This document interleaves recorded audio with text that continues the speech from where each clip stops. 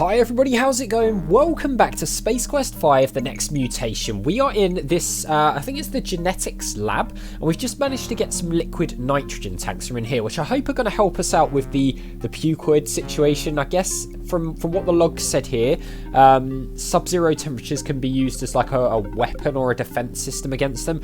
I'm not really sure what we need to do now, to be honest. I'm guessing we probably, I didn't want to click that, probably try to go back to the ship, because the way the game's worked previously is that when it seems like we haven't really got anything else to do, we've gone back to the ship and there's been some sort of cutscene around the captain's chair. So whether or not that will happen again, I don't know. Oh, okay.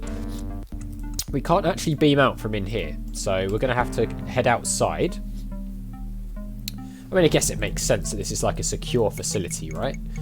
Do we... Yeah, we can just go. We don't need to use the key card again, which is excellent. Our makeshift key card.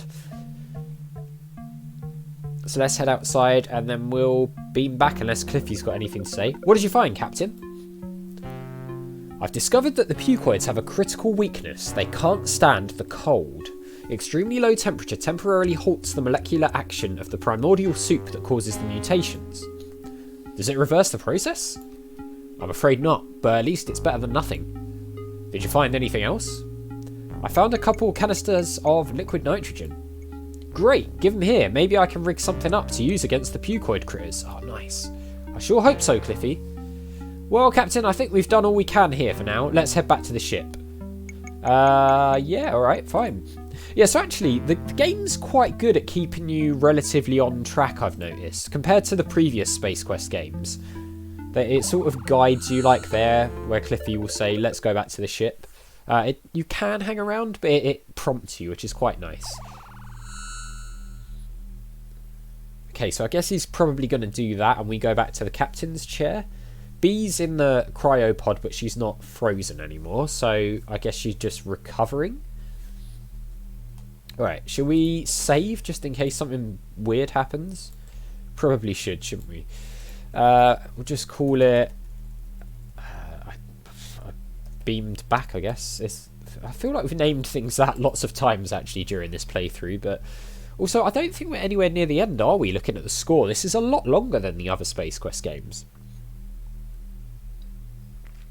Which is pretty cool. That's it. You keep kicking that, Cliffy. Also, sorry if I'm sniffing a bit. My hay fever's really bad at the moment. All the pollen is out and, yeah. It's causing a bit of a problem for me, but it's not too bad. Right, let's head through here. We'll go back to the captain's seat and then maybe we just ask Flo, because Flo tends to give us some pointers when we need them, doesn't she? Alright, let's sit down. Probably going to fart. Yep. Never gets old, does it? Good old farting joke. Right, Flo. Any luck getting through to Starcon yet? I'm sorry, sir, I haven't made any progress countering the frequency jamming. Okay. What's the other one? Got any ideas on how to get ourselves out of this mess? I don't know, sir, but there are a lot of people out there counting on us to figure something out. The lives of thousands of species on hundreds of worlds hangs in the balance. They're all depending on us, sir. Humans, xenomorphs, Rigelians, Orats, and even species like dolphins. So, let's get out there and win one for the Flipper. Okay, fine. Where do we actually go? We've got to stop the Goliath, sir. We can't let the pucoid mutants from the Hell Slime, the Star Confederacy. That's all well and good, Droole. Any idea how? I've been thinking about this a lot, sir. I think the only way we'll succeed is to board and take control of the Goliath ourselves. And space monkeys might fly out my butt. I'm serious, sir. We can't go toe-to-toe with the Goliath, so we're going to have to find a sneaky way to get them. How are we going to do that? Can we hail the Goliath, maybe? I guess we can't do it from here. No. There are no ships within communications range. I see. Oh, damn. Where was the Goliath when we got attacked? I'm trying to remember. That's a good question. Let me get my little book out. I'll see if I can remember where we were. Was it... Well, it was the place of the asteroid field, wasn't it? Let's have a look. Wasn't Clorox 2, I don't think. We might have to do a little bit of... Was it Thrakus? 53284, let's try that. I'm trying to think where the big asteroid belt was. Okay, let's go. We'll go there, and then I don't know where we'll go if that doesn't work. We might just have to do a bit of a tour of all the places if we can't figure it out, like we did earlier in the game. Right. Light speed, please.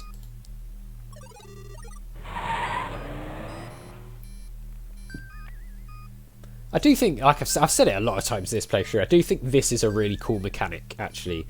Rather than just travelling automatically, like being in control of the ship to some extent is a nice little touch. I do wonder what Space Quest 6 is going to be like. Like I said, from the score it seems like we're going to be a little way away from playing Space Quest 6. But, it's going to be interesting to see how it differs from this game, because I believe that one... Okay, we're approaching our destination. I'll get back to that thought in a minute. Can we go to regular speed?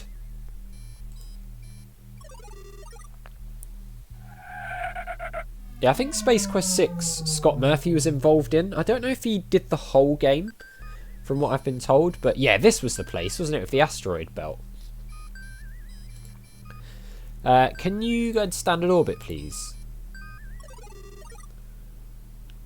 So they were around here, but did they beam off somewhere? I can't remember. Anyway, we can try hailing, can't we?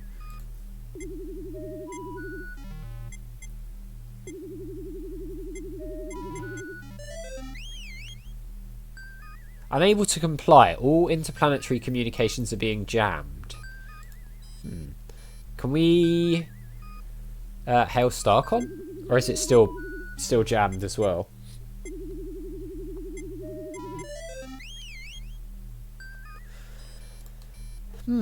Okay. Do you have any ideas? Status report? Heavy jamming on all long-range frequencies. So does that mean, if it's all long-range, does that mean we have to, like, go somewhere? Like, as in we've got to be in the same system? Okay, hasn't made any progress. Okay, yeah, fine. You got any ideas, Droole? We've got to stop the Goliath. Yeah, so he hasn't got any other ideas. The question is, where would the Goliath be? I mean, I'm trying to think. I'm trying to think if we actually had any recollection of the system we originally started in when we were at Starcon. Whether we could go back there and talk to Starcon or something. Alright, well, let's just go through our planets from start to finish. So we've got Gingivitis first, which is 81100. And this is really the only thing I can think of for the time being. We'll just go through the planetary systems and see if we can find anything interesting. We also have that 80869 code written down, which I think was for something else, wasn't it? But it might be interesting to give that a go and see if that turns up anything. I don't know if we tried it as a course. We can certainly give it a go. But yeah, as I was saying, I believe that Space Quest 6 was Scott Murphy's thing, or at least he was involved in that project and wasn't on this one. So it'd be very different. It'd be very interesting to see how different a game it is to this one, which of course was Mark Crowe's game. So yeah, I don't know. I'm guessing it'll be back to the more sort of dry, sarcastic humour style that we experienced quite a bit in the earlier Space Quest games, but I don't know that for certain. Okay, we're approaching destination. Can you please go to regular speed?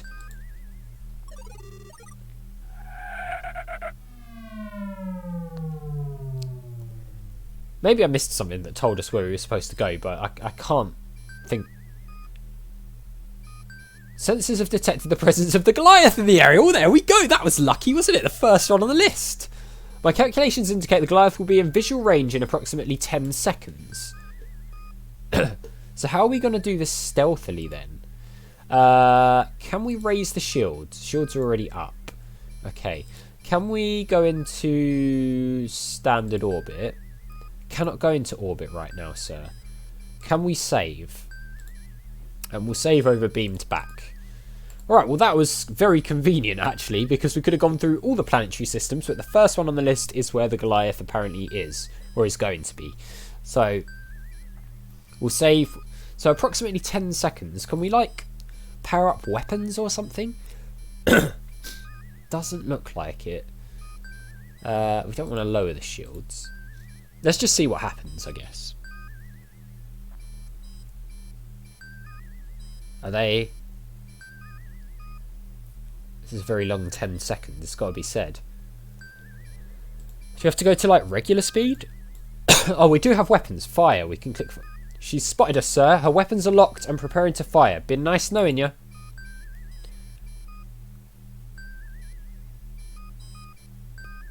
Okay.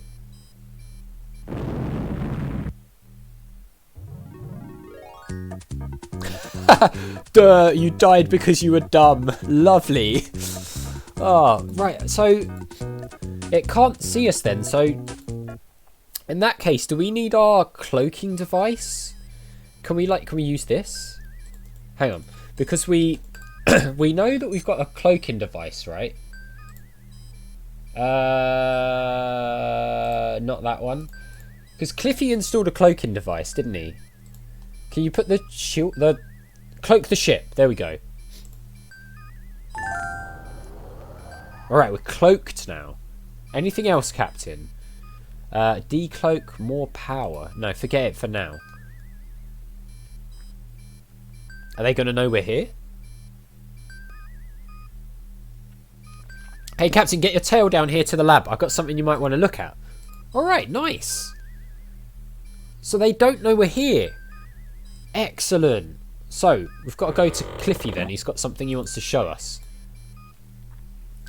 Well, that was not too difficult at all, actually. That's what I was saying, though, about the game being quite good at guiding. Like, Droole said quite clearly, oh, they've spotted us. So, logic would dictate if they spot us and they kill us, then we need to be not spotted, and we know that Cliffy was building the cloaking device. So, it's quite well done, whereas the previous Space Quest games were absolutely brutal. And part of me does miss that, but it's nice to also be kept on track of it. Captain, I've been making a few scans on the Goliath, and I've come up with some interesting information. Oh, really? Like what? Well, our scans show that the mutated crew of the Goliath is not spread evenly through the various sections of the ship, as it normally would be. The engineering spaces are almost completely deserted, for example. So... well, if you were to enter the ship at that location, you would stand a good chance of getting aboard undetected. By saying you pretty much mean me, don't you, Cliffy? Of course, sir. Once you got on board, you could sneak up to the bridge, power conduits, and shut off the Goliath's shields. What good would that do? Come on, Roger. Well, maybe WD-40 could beam over and incapacitate the crew. Then I could zip on over and set something up like we did for the Ambassador with their transporter. Okay. That's the Goliath's bridge. It's probably Pucoid City right now, right? So we want to avoid the bridge. What's this one? Areas mostly crew quarters. We've registered a lot of Pucoids moving through there. Not a good idea to land there, Captain. Those engines are red hot and the thrust turbulence would blow you away. That's the area where our scans show the least amount of Pucoid activity, Captain. Right, so we want to kind of go here then. That section's got most of the Goliath's weapons and control systems. It's probably swamped with Pucoids. There's a lot of Pucoids in that area. That section of the Goliath's hull is full of machinery. The Goliath's ion emitters are located there. Lots of hard radiation. So I'm guessing we're going in around here.